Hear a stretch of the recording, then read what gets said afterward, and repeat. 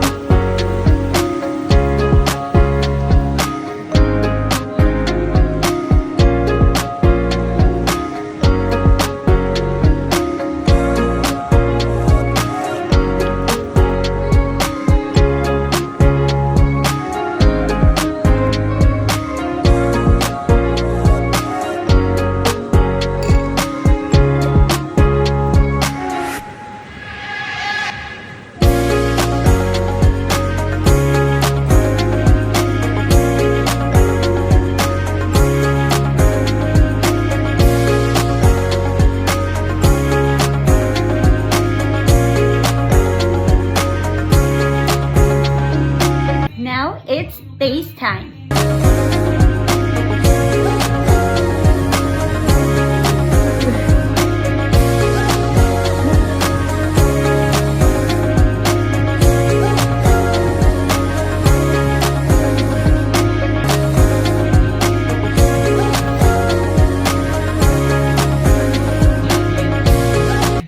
Asian stir-fry noodles?